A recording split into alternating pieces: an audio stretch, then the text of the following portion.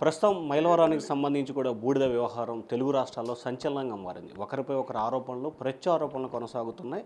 నిన్న ఎమ్మెల్యే వసంత కృష్ణప్రసాద్ చేసిన ఆరోపణలకు సంబంధించి కూడా మాజీ మంత్రి జోగి రమేష్ మనతో ఉన్నారు. సార్, ఏంటి సార్ అసలు ఈ బూడిద వ్యవహారం, ఒకరిపై ఒకరు ఆరోపణలు చేసుకో, అసలు వాస్తవం ఏంటిది? వాస్తవం అనేది బిగ్ టీవీ మీరు వెళ్ళి పాపం ఇబ్రహీంపట్నంలో మండలంలో ఉన్న ప్రజలందరి దగ్గరికి వెళ్ళండి. వీటీపీఎస్ నుంచి కాలుష్యం మా ప్రాంత ప్రజల ఆ కాలుష్యం వల్ల ఇబ్బందులు పడుతున్నారా? గుండె జబ్బులు వస్తున్నాయా, కిడ్నీ వ్యాధులు వస్తున్నాయా, చర్మ వ్యాధులు వస్తున్నాయా, మలేరియా, డైలేరియా ఇటువంటి వ్యాధులతో కొన్ని వందల మంది చనిపోతున్న పరిస్థితుల్లో ఇంతకు ముందే పోరాటాలు చేశాం. తర్వాత నేను ఇక్కడ స్థానికంగా నేను ప్రజాప్రతినిధి కాలేకపోయా. ఒకవేళ అయ్యుంటే ఈ పాటికి ఆ సమస్యని జోగి రమేష్ పరిష్కరించేవాడు. ఒక పక్కన అది జరుగుతూ ఉంటే, ఒక పక్కన ఇక్కడ వీటీపీఎస్లో వచ్చే బూడిద ఇక్కడ నివసించే స్థానికులైన లారీ క్లీనర్లు డ్రైవర్లు అయ్యారు, డ్రైవర్లు ఓనర్లు అయ్యారు. సుమారుగా 500 కుటుంబాలకు సంబంధించి వాళ్ళందరూ కూడా రోడ్డున పడ్డారు. కాంట్రాక్ట్ పిలిచారు. ఒక కాంట్రాక్టర్కి ఆ వ్యవస్థను అప్పచెబితే వీళ్ళందరూ కూడా పొట్టతిప్పల కోసం మీరు చూసే ఉంటారు. ప్రతిరోజు ప్రతి ఒక్క గ్రామం వెళ్ళి అయ్యా మమ్మల్ని కాపాడండి, మమ్మల్ని ఆదుకోండి అని చెప్పేసి వాళ్ళు ఆ గ్రామాల్లో తిరుగుతున్న పరిస్థితి. స్థానిక ప్రజాప్రతినిధిగా, ఎమ్మెల్యేగా నువ్వేం బాధ్యత తీసుకున్నావు కృష్ణప్రసాద్ అని అడుగుతా ఉన్నాను. దాన్ని నేను క్వశ్చన్ చేశాను. ఒక పక్కన వాళ్ళేమో తిరుగుతూ ఉంటే, ఒక పక్కన నువ్వు అనధికారికంగా కొన్ని వేల టన్నుల బూడిదని డంప్ చేసి నేషనల్ హైవే పక్కన నువ్వు హైదరాబాద్కి లారీ 20,000 25,000 అమ్ముతే రోజుకి 25 లక్షల రూపాయలు రోజుకి. ఈ కృష్ణప్రసాద్ కానీ, కృష్ణప్రసాద్ బామ్మర్ది కానీ, ఇది జగమెరిగిన సత్యం. డబ్బులు దోచుకుంటా ఉంటే నువ్వు కనీసం ప్రజాప్రతినిధిగా టెండర్ని రేపు అసెంబ్లీ సమావేశాలు జరుగుతాను నేను విన్నా కృష్ణప్రసాద్ మాటలని, ఏదో పొడి చేస్తానను. నీకు నిజంగా చిత్తశుద్ధి ఉంటే రేపు అసెంబ్లీ సమావేశాల్లో నువ్వు ఆ టెండర్ని క్యాన్సిల్ చేసి ఇక్కడ లారీ పాపం పొట్టతిప్పల కోసం తిరుగుతున్న ఎంతమంది వాళ్ళకి అన్నం పెట్టు.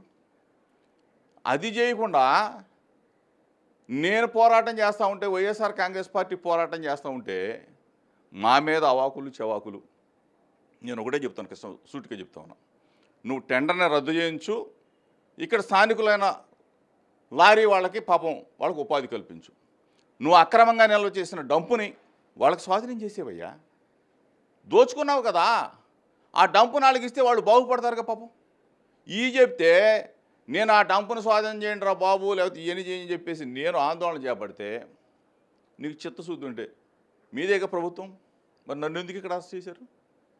నేను అక్కడికి వెళ్ళేవాడిని కదా, అది ఎవరిదో తెలిసేది కదా, తేడ తెల్లమయ్యేది, ప్రజలకు తెలిసేది, బిగ్ టీవీ ద్వారా మొత్తం సమాజానికి తెలిసేది. అది ఆ డంపు కృష్ణప్రసాద్ బామ్మర్దిదా, రోజుకి ఎన్ని లారీలు అమ్ముతున్నాడు, ఎంతకు అమ్ముతున్నాడు నేను చెప్పేవాడిని కదా. మరి నన్ను ఎందుకు వెళ్ళిన వాళ్ళ ప్రభుత్వం నీదేగా. పోలీసులను అడ్డుపెట్టి ఆ రోజు మీరు చూశారు.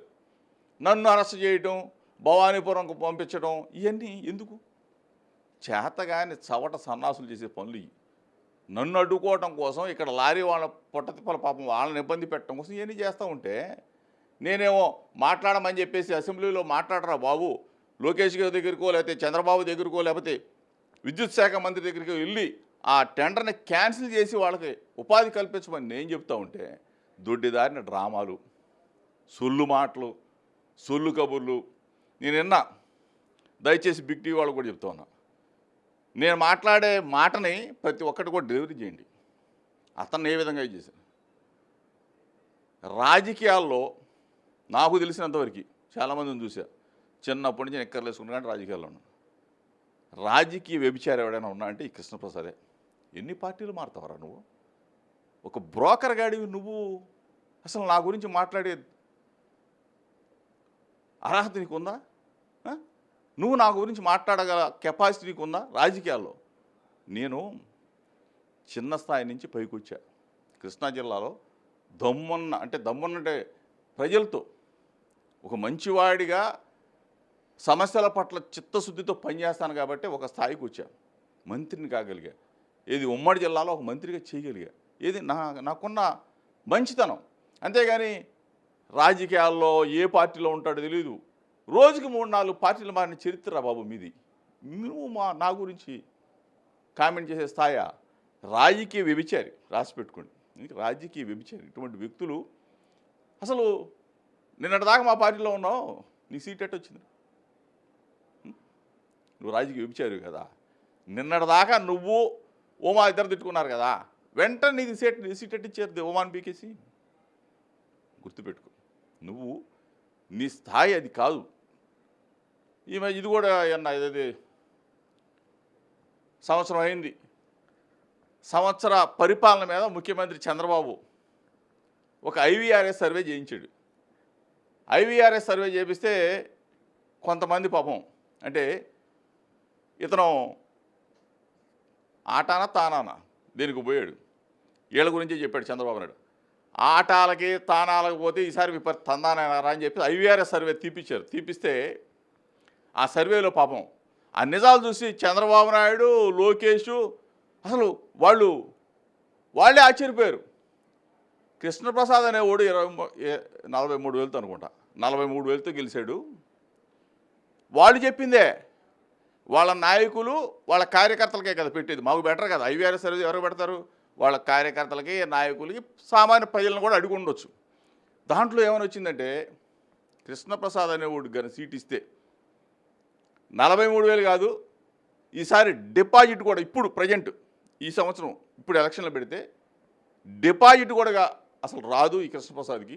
ఈసారి ఏదైనా పరిశీలనలో కూడా ఉంటే బొమ్మసాని సుబ్బారావు, లేకపోతే గన్నే నారాయణ ప్రసాదో, లేకపోతే మన రెడ్డిగూడెంలో కేవీవి విజయబాబు గారు, లేకపోతే ఉయ్యూరులో ఉన్నాడు మన జీకొండూరులో ఉయ్యూరు నరసింహరావు, ఆఖరికి ఏం చెప్పారు తెలుసా కార్యకర్తలు గారి నాయకులు? ఆఖరికి మైలవరంలో మైక్ బాబురావు అని ఉంటాడు ఒక కార్యకర్త, తెలుగుదేశం పార్టీ కార్యకర్త. అసలు మైక్ బాబురావుకి ఇస్తే గెలుస్తాడు.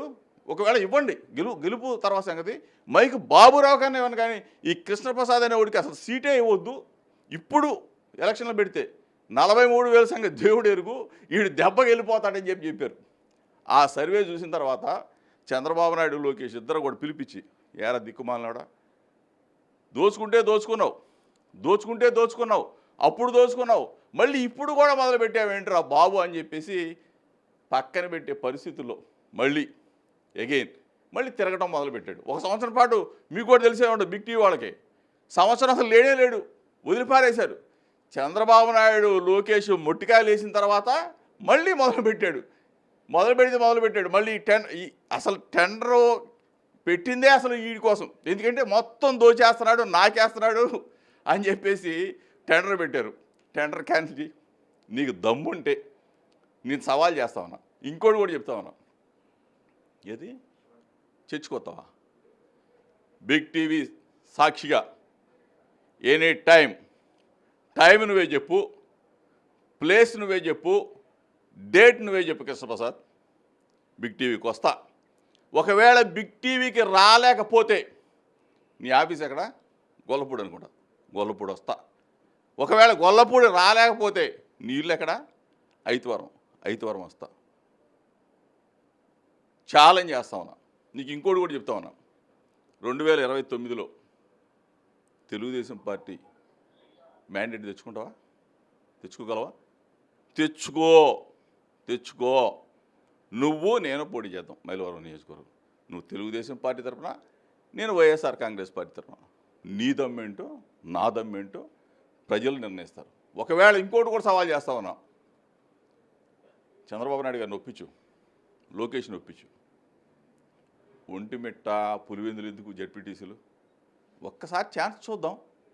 ఒక్క ఛాన్స్, 175లో ఒక ఛాన్సు చంద్రబాబుని కూడా నేను అడుగుతా ఉన్నా. మైలవరంలో ఒక ఛాన్స్ ఇవ్వండి, కృష్ణప్రసాద్ని రాజీనామా చేయమనండి, మళ్ళీ అతను పెట్టండి. 43,000 వస్తాయా? డిపాజిట్ వస్తుందా? ఒక్కసారి తెలుసు. గాలిలో గెలిచినాడు నువ్వేంటి నాకు చెప్పేదే? చంద్రబాబు గాలి, పవన్ కళ్యాణ్ గాలి, మోడీ గాలి, ఈవీఎంలు గాలి, ఇన్ని గాలిలో 43,000 గెలిచి అందరూ గెలిచారు. ముక్కు మొహం లేని వాళ్ళు ఎక్కడెక్కడ అనంతపురం వెళ్ళి గెలిచారు, పాపం తిరువూరు వచ్చి కులికిపూడి శ్రీనివాస ఈ గాల్లో నువ్వు గెలిచినోడివి నువ్వు సవాలా తిక్కమొహం. నువ్వు నాతో 29 ఎలక్షన్ కానీ ఇప్పుడు కానీ స్టిల్ రెడీ. వసంత కృష్ణప్రసాద్ దమ్ముకి, వసంత కృష్ణప్రసాద్ డబ్బులకి, జోగి రమేష్ దమ్ముకి ప్రజల్లో తెలుసుకుందాంరా. సార్ గతంలో మీ ప్రభుత్వం ఉన్నప్పుడు కూడా సిపి రాణా ద్వారా అలాగే ఇప్పుడు కొంతమంది కాంట్రాక్ట్తో కొల్లీడయ్యి మీరే ఈ ఇసుక ఏదైతే బూడిద వ్యవహారం నడిపిస్తున్నారని చెప్పి ఆయన అంటున్నారు. అసలు బూడిద నాకేం సంబంధం ఉండదే. కృష్ణప్రసాద్ అసలు అడుగు పెట్టనిస్తాడా? అసలు అడుగు పెట్టనిస్తాడా? అసలు నా కాన్స్టిట్యున్సీ ఏది, నేనెక్కడా, నా శాఖ ఏది, నేను చూసేది ఎక్కడ? కృష్ణప్రసాద్ ఇక్కడ మొత్తం కృష్ణప్రసాద్ ఎవడిని కూడా నాకనివ్వడం. కృష్ణప్రసాద్ బామ్మది ఇద్దరే ఇసుక నాకిన, బూడిద నాకిన, ఆఖరికి మట్టి నాకిన, ఆఖరికి బ్రాందీ షాపుల్లో వాటాలైనా మీకు తెలుసు కదా. పాపం అడవి కోరిలో ఎంత గ్రావెల్ మొత్తం నాకి పారేస్తే పాపం అలో లక్ష్మణ అని చెప్పేసి పాపం ఫారెస్ట్ వాళ్ళు పోయి కేసు పెట్టకపోతే వాళ్ళని ముగ్గురు అధికారులను సస్పెండ్ చేయించి ఈ పార్టీకి కూడా పాపం వాళ్ళకి ఉద్యోగాలు లేక అలో లక్ష్మణ అని చెప్పేసి రోడ్డును పట్టుకు తిరుగుతున్నాం. నీ చరిత్ర నాకు తెలియందా? చర్చకు ఎగిరిగోల్డ్ భూములు అవ్వచ్చు, లేకపోతే అటవీ శాఖలో నువ్వు మైనింగ్ చేసిన నీ దొంగతనం మొత్తం అవ్వచ్చు, బూడిద మీద అవ్వచ్చు, బ్రాందీ షాపుల మీద అవ్వచ్చు, పోలవరం మట్టి మీద అవ్వచ్చు, ఏదైనా సరే దేనికైనా Jogi Ramesh ready. Chance is yours. Sir గత సంవత్సరం బుడమేరు వాగు వచ్చినప్పుడు కానీ లేకపోతే గతంలో మీ ప్రభుత్వం ఉన్న సమయంలో కానీ అసలు ఈ నియోజకవర్గాన్ని పట్టించుకోలేదు, అందుకని ఈ వ్యవహారం అంతా వివాదం అవుతుంది. అసలు బుడమేరు వాగు వచ్చి మొత్తం ఇబ్బందులు పడితే ఎక్కడున్నారు అంటున్నారు. అసలు బుడమేరు వాగు ఎవరు? ఇది నా ఇల్లు, నేను ఇక్కడ ఉంటా. నేను పోటీ చేసింది పెనంలూరు. తర్వాత అగైన్ జగన్మోహన్ రెడ్డి గారు నాకు ఇక్కడ ఇన్ఛార్జిగా ఇచ్చారు. ఇన్ఛార్జిగా ఇచ్చిన తర్వాత ఇప్పుడున్న కూటమి ప్రభుత్వం నన్ను ఏ విధంగా ఇబ్బంది పెట్టారు, కేసులు పెట్టాలని చూశారు. మీ బిగ్ టీవీ ద్వారానే చాలా ఐటమ్స్ చేశారు, తెలుసు కదా. మీరు కూడా పెద్ద ఐటమ్స్ చేశారు. జోగి రమేష్ అరెస్ట్ భయపడలా, పారిపోలే, ఇక్కడే కూర్చున్నా. ఏమీ దొరక్క ఏం చేశారు? ఎగిరిగోల్డ్ అని చెప్పి నా కొడుకుని అరెస్ట్ చేశారు. అది కూడా కోర్టులో ఉంది, తేలిద్ది, మొట్టికాయలు వేస్తారు. ప్రజలు ఏ విధంగా ఆ రోజు స్పందిస్తారో మనం చూద్దాం. కోర్టులో ఉన్నాయి. ఈరోజు ఒకటే చెప్తా ఉన్నా, ఇక్కడే ఉంటా. నువ్వు చేసే ప్రతి అరాచకం, నువ్వు చేసే ప్రతి దోపిడిని నిలదీస్తా. మైలవరం నియోజకవర్గ ప్రజలకు సేవ చేయరా బాబు అని చెప్పేసి నీ కోటెత్తే ఇదేం దోపిడీ, ఇదేమి వ్యవస్థ? ప్రతి దానికి కేపీ ట్యాక్స్ కాకపోతే పీకే ట్యాక్స్. ఏం ట్యాక్సులు? ఎవడ కడతాడు రా బాబు మీకు డబ్బులు పొద్దాక? ఎక్కడి నుంచి లాక్కొస్తావు? లూటీ చేస్తావా? కొన్ని 100 కోట్ల రూపాయలు బూడిద మొత్తం, ఒక పక్కన నవయుగాకి, ఒక పక్కన మెగాకి, ఒక పక్కన మొత్తం హైదరాబాద్కి. నీ చరిత్ర తెలీదా?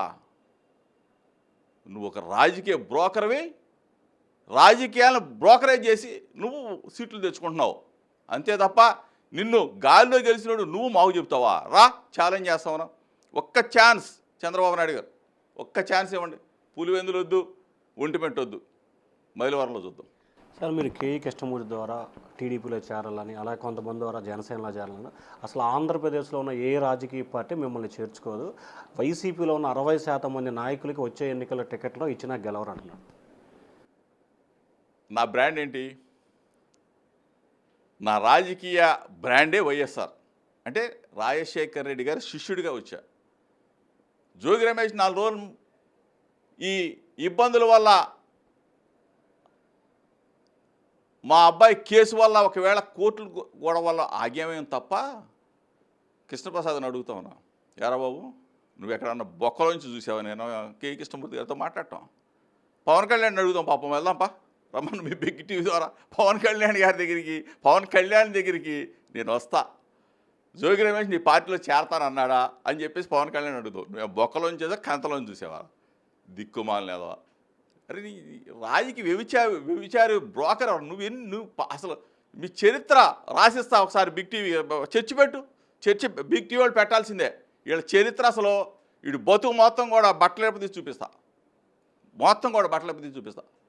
దయచేసి బిగ్ టీవీ వాళ్ళకి చెప్తా ఉన్నా, నేను మాట్లాడిన మాటల్ని కొంచెం చూపించండి సార్ ప్లీజ్. అందులో ఎటువంటి డౌట్ ఉండదు సార్, మొత్తం మీరు మాట్లాడే ప్రతి పిన్ వస్తుంది. సో ఇది అంశం ఏదైనా కావచ్చు, ఖచ్చితంగా ఎగ్రి గోల్డ్ కావచ్చు, లేకపోతే బూడిద విషయం కావచ్చు, వసంత కృష్ణ అక్రమాలపై ఏదైనా సరే బిగ్ టీవీ ద్వారా చర్చకి తాను సిద్ధమని చెప్పి సవాల్ ఇస్తున్నారు ఓటర్ స్టూడియో.